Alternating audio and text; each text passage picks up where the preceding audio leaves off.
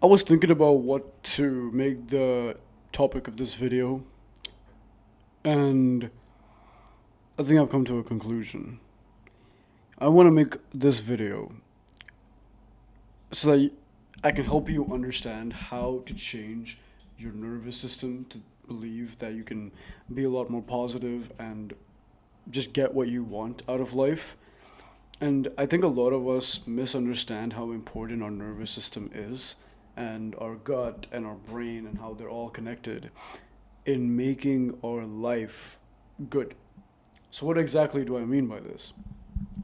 Your nervous system, your subconscious mind, and your gut, they're in charge of making the tiny, tiny decisions and thought processes that you have that can either get you to where you want to be or get you exactly the opposite direction.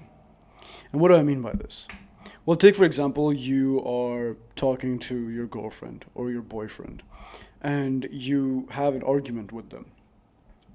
And there's this like level of misunderstanding. Either they say something that you misunderstand, or you say something that they misunderstand. Point is, you guys are talking and there's a misunderstanding.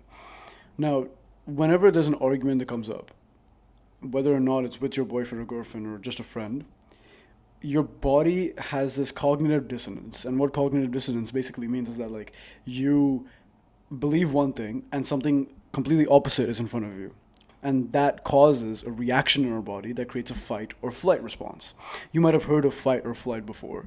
So, fight is like, these are both very high arousal states. They're called sympathetic states, where fight is like you want to engage and fight that topic, or you flight means you run away. And either way, it's just like a very highly aroused, highly like vigilant state of mind. And it always happens when you see something new. Now, this is generally with negative stuff. So if there's something that's not negative, then you're not going to really think about it. But if it's negative, for instance, you see someone who is wearing something that is blatantly like weird outside. Now, you might not have like a fight or flight response where you're like scared of them, but they're going to catch your attention and you're going to think it's weird and you're going to think it's wrong, right? Because you probably wear like normal clothes. Everyone outside wears normal clothes. And then you see a guy wearing a clown outfit. So outside on the street, you just see a guy wearing a clown outfit. That would create cognitive like dissonance, or like I think that's what it's called. I'm just gonna call it cognitive dissonance. Cognitive dissonance because they're doing something that's completely opposite to what you believe is right in the moment. So when you're having an argument with your boyfriend or girlfriend, they're doing something and they believe something and say something that's completely different from what you believe. So this causes like a fight or flight system, and your nervous system starts flaring up. Your fight or flight, your gut, and everything is saying they're wrong, they're wrong, they're wrong, they're wrong, and you believe that I'm right, I'm right, I'm right, I'm right. So this causes like an infinite loop because you believe you're right and you believe they're wrong. So you're going to do your hardest to make them believe that they're wrong. But guess what? The other person also has cognitive dissonance. That other person also thinks that I'm right, I'm right, I'm right, you're wrong, you're wrong, you're wrong. And so it's an endless loop of just trying to prove to each other why each other is wrong. And because both of your flight systems and both of your sympathetic systems are on, and you are unable to hear each other out, you're not going to get anywhere. And you're going to end up resenting them. So, what do we do exactly in this situation? You need to retrain your nervous system to trust that not everything is out to get you. And there are a lot of things in life that will teach you that everything's out to get you. There's going to be times where people burn you physically or socially or emotionally. They're going to hurt you. There's going to be times where you believe something was right and it ended up being wrong, and you suffered a huge loss because of that. That's also going to cause a lot of pain in your system. And since your body's main job is to protect you instead of grow you, even though that's there, its main job is to protect you because its main job is to keep you alive. And you gotta have a little bit of forgiveness and some sympathy for your body, because the fact that it tries to keep you alive is a good thing. But sometimes it's not good in the real world nowadays. So when you have an argument with somebody, or they say something, or they do something, it creates a lot of like vigor in your body to like fight them, and you won't understand where they're coming from. But you need to retrain yourself by believing that maybe they are right. This is completely different from what you would normally do. This is completely different from what you normally would do. And it almost sounds crazy for your body to do this. Let me put on some music. Right. So, how do we start believing that people are not out to get you? It's because people usually aren't. People are honestly selfish. And that's a great thing because when they're selfish, it means that what they're doing to you is not personal and that we shouldn't be taking it personally. If we start taking it personally, we're not going to be able to get out of that situation because we've like taken it personally. So when someone has an argument with you or there's some misunderstanding between you and someone else, it's very, very, very important for you guys to remember that they're not really out to get you. They're not out there to hurt you. They just feel hurt, so they think, okay, because they've hurt me, I'm gonna hurt them back. And because there's a huge loop over there, it's not gonna get anywhere. What you should be doing is understanding and trying to live in their field. It's going to be very, very hard for you to do this, but again, it's very, very important that you do. You have to look at it from the other person's point of view. Now, immediately when you do this, what's going to happen? Your mind is going to tell you, why should I do this? They don't understand me. They're not going to put me in, they're not going to do that, and they're not going to sit in my shoes and look at how I feel. Of course, they're not going to do that. Because they're selfish. Remember, they're always selfish. You or yourself are selfish. So that person's going to do that. But since you want out of the situation, you might as well just do that so you can get out of the situation faster and maybe even understand the person better. Let's say me and you are having an argument and you don't know why I'm having the argument with you, but we're talking about something and we disagree. In this case, what's important to do? It's important for us to reverse our shoes and really look at where the other person's coming from. It's amazing if both the people can do this, like, without anyone having to do it. But if both of them can't do it, it's better if at least one of them does it. Worst case scenario is none of them does it. And so you put yourself in the other person's shoes and think, why are they doing this? Why are they having this argument with me? And then you realize that, okay, it's because they're in a very bad emotional state. They're not thinking clearly. They have a lot of stressors in their life. And because I'm the only person in front of them, they're going to have that argument with me. And so maybe there's a chance that the argument they're having with me isn't even about the argument's point. It might be because they just feel unloved or regretful or they're stressed from a long day. So the best way they can take out that anger is by talking to me because I'm the one who is engaging in this argument. Now, immediately what your brain's going to think is that, wait, but it's not my fault, right? None of what they're doing is my fault. And you would be right. But it's important to remember that you understanding that maybe the argument with you is not what they're worried about, and actually they're worried about something else, it relieves a lot of the tension from your life because you realize they're not having the argument to have the argument with you. They're having the argument so that they don't have to worry about what's stressing them. Now you have a little bit of sympathy for that person. So what can you do now? You can now just disengage from the argument. I'm not going to talk to you right now. Or just lie, be like, oh, I have a headache, I'll just talk to you later. They'll be like, no, I have to talk to you right now, like, I have to fix this. Okay, yeah, it's fine. I'll just talk to you later, promise. And they will get the space from you, you'll get the space from them. You get a chance to calm down, they get a chance to calm down. Sometimes the argument is actually pretty valid. Maybe the thing that they're worried about is what they're talking about. In that case, it also still helps to put yourself in the other person's shoes. Because when you put yourself in the other person's shoes, you understand where they're coming from. And when you understand where they're coming from, you'll have sympathy for them. And you'll understand that maybe they're just having a really, really difficult time trying to explain that to you. And if you really love them, you can help them out by being like, okay, I understand that this is what's happening.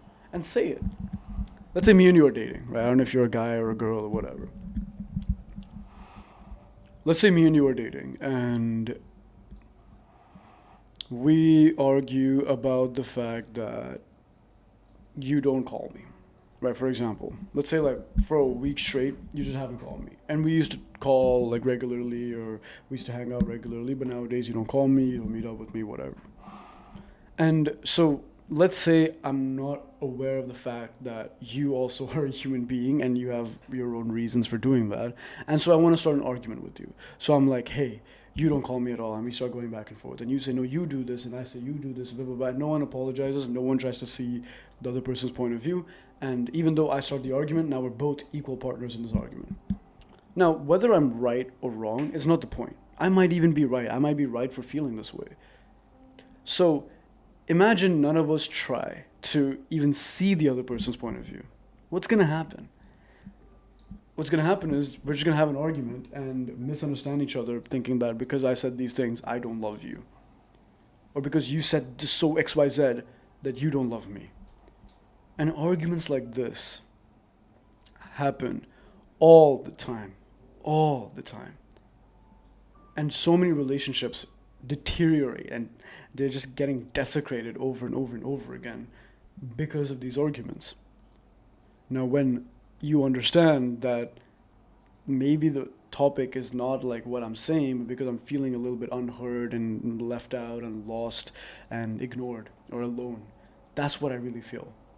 Now, imagine I feel all these emotions, and then you like think from my shoes and you're like, wait, I get why you're saying that because you felt a little alone and I didn't call you and I'm so sorry because I had these other reasons, but it doesn't matter what the reason is. You felt alone. I made you feel alone. And when I made you feel alone, you felt like nobody loved you or you didn't have the love that I promised to give you. And that's not right on my part, regardless of what made me busy. I'm really sorry I made you feel like that and I love you. If I heard that and I was the person who was like in distress, I would immediately calm down. I don't know about you, but I would immediately calm down. And this is what we need to understand. It's that a lot of the times the argument that people have, if if one person, if not both the people, can just put their prides and egos down, they can really make a difference. Genuinely make a huge difference in the way that the relationships go. Now imagine instead of one person doing that, both people are doing it. Both people are like, yeah, I'm sorry I yelled at you because, I just felt really alone and blah, blah, blah. And then you tell me like, yeah, it's okay, I understand. I love you, let's move on. And then we like improve the mood, we like tickle each other or whatever, and then we move on. Imagine that. Imagine that's how two people handle conversations. The girl I'm talking to and like dating right now, that's how I handle conversations with her and it's amazing. It's amazing what you can do and it's not when you understand that it's not that arguments never happen or misunderstandings never happen. Of course they happen.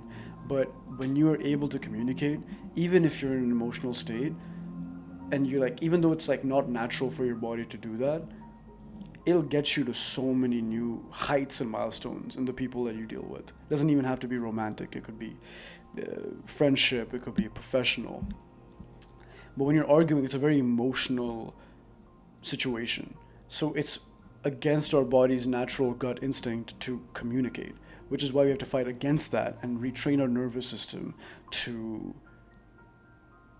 communicate, even though we don't feel like it. You can even do it with emotion. You don't have to do it professionally. You don't have to say like, I feel X emotion because of you. You don't have to say like that. Just be like, listen, I'm really, really upset because this is exactly what you did, and that made me feel like this. I don't know why you did that, but this is why I'm upset. And it's an art. It's an art that you get really good at. And you're not going to be perfect, and you'll never be perfect. But the fact that you'll never be perfect, it's a relief because it's always a practice. Why do doctors say they practice medicine? They don't like do medicine, they don't work medicine. They practice medicine, they practice surgery, they practice medical stuff. Why? Because that's why they use that word, because practice meaning like you're able to make mistakes, you're still learning how to do it. In the world, there's no perfect surgeon to fix an injury. There's only really, really good surgeons, and they got really, really good by practicing it. That's why they practice surgery. There's no perfect pharmacist or perfect medicine person. They just say like, oh yeah, practice medicine. The way you deal with arguments should be the same way. I practice having great arguments. You need to look at your nervous system and just think like, okay, I'm angry because this hurts me, but I'm not angry because I hate the person.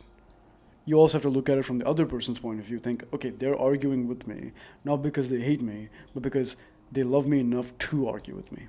If they really hated you, they would never argue with you. They would just look at you talking to them and just not respond. People don't want to waste energy. So take the fact that they want to argue with you and they want to feel angry with you as a form of love. And then look at everything from their point of view and understand what they want to hear. And then say what they want to hear. It doesn't matter if you say, I understand. It matters if you go up to them and be like, I get why you feel this way, because if I did the same thing, I would feel these emotions. Let's say you just yelled at me, and I hate yelling. If I'm saying like, oh, I'm so sorry that I yelled, I'm so sorry, please forgive me. If I just say that, it's not gonna work. But if I say, I'm really sorry I made you feel that way, I know you don't like yelling, and I know when I yelled at you, you felt very scared of me. And usually I'm the place that you have comfort in. And so yelling at you would make you feel like so bad, and I'm so sorry. Like that would make you feel much better, right? Let's imagine you actually hated yelling. That would make you feel so much better. And obviously, I'm not going to spam the same line, use your brain a little bit. But you need to be able to have these communication skills to deal with arguments like this. And when you start dealing with arguments like this, just imagine the scale of where it can go in your life. Genuinely imagine the scale at which you can take this.